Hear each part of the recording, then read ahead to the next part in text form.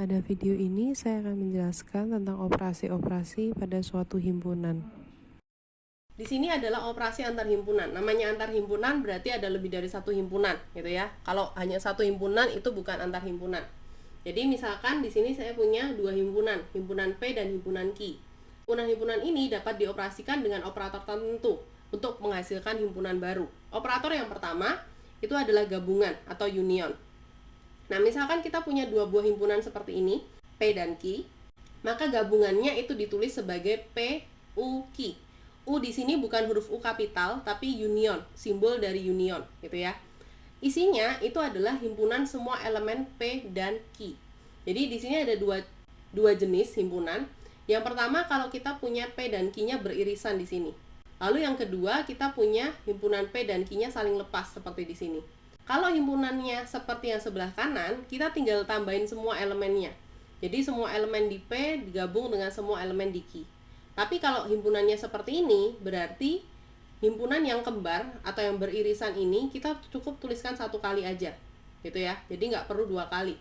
Istilahnya kita hanya tuliskan elemen-elemen yang ada, gitu ya. Misalkan elemen di P kita punya angka 1, di Q kita juga punya angka 1, elemennya kembar. Tapi satunya untuk P union Q cukup kita tulis satu kali.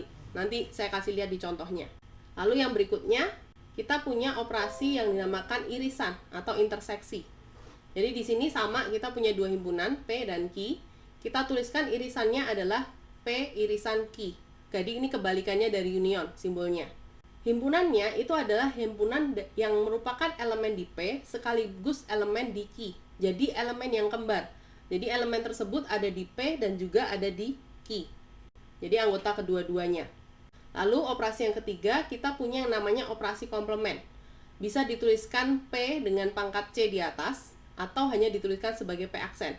Gitu ya. Jadi jangan khawatir, jangan kaget kalau ada yang tulis pakai C di atas, ada yang tulis pakai aksen di atas. Sama aja, dua-duanya itu maksudnya adalah komplement.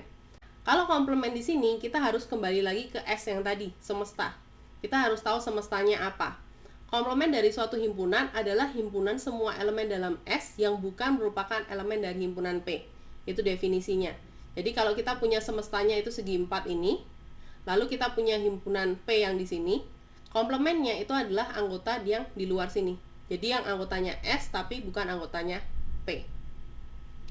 Lalu yang keempat, kita punya namanya selisih atau difference.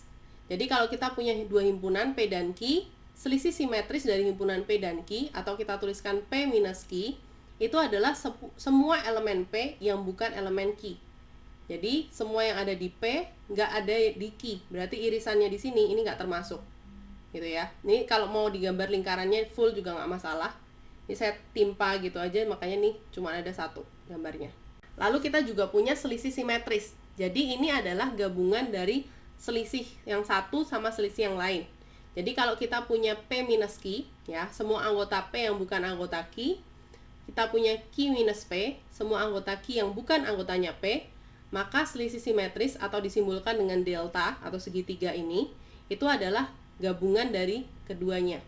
Jadi istilahnya kalau kita lihat ini, itu adalah union yang ini, ya. Kita kurangi dengan elemen yang irisan, interseksi. Di sini di slide-nya nggak saya tuliskan semestanya, tapi saya tambahin semestanya di sini. S-nya itu adalah himpunan 1, 2, 3, 4, 5, 6. Kita punya semestanya ini, gitu ya. Lalu kita punya himpunan A, itu adalah himpunan dari 1, 2, 3, 4. Lalu kita punya himpunan B, itu adalah 1, 2, 3, 5, dan 6. Kita punya ini, ya. Yang pertama, kita mau cari A union B. Nah, untuk A union B berarti kita gabungkan semua elemen dari himpunan A dan juga himpunan B. Tapi elemen yang kembar kita cukup tulis satu, gitu ya. Di sini kita punya satu, di sini juga kita punya satu. Berarti satunya cukup kita tulis satu kali, gitu ya. Lalu di sini ada 2, di sini juga ada 2. Berarti 2-nya juga cukup kita tulis satu kali. Lalu di sini ada 3, di sini ada 3. 3-nya cukup kita tulis 1 kali. Lalu di sini ada 4, di sini nggak ada, berarti kita punya 4. Karena anggota A udah habis, berarti kita punya 5 dan 6. Berarti kita punya 5 dan kita punya 6. Seperti ini. Gitu ya.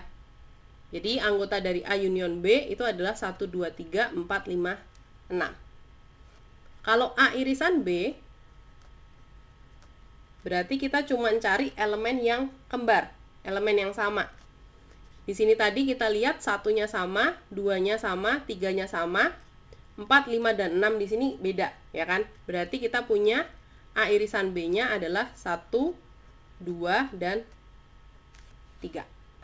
Selanjutnya misalkan saya mau A minus B atau selisih simetris dari A dan B. Komplemennya nanti dulu ya.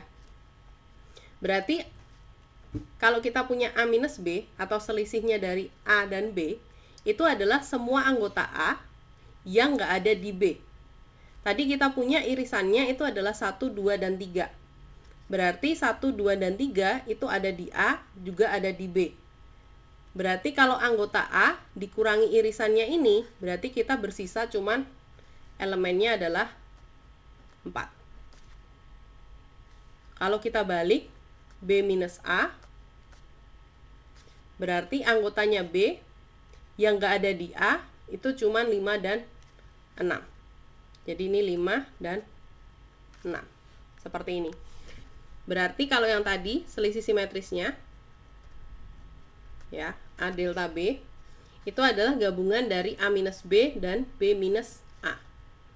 Berarti kita punya 4, 5, 6. Kira-kira kalau kita gambarkan dalam diagram Venn bentuknya seperti apa? Gitu ya, walaupun ini nggak ditanyain di soalnya. Tapi kalau kita gambar, kurang lebih gambarnya seperti ini.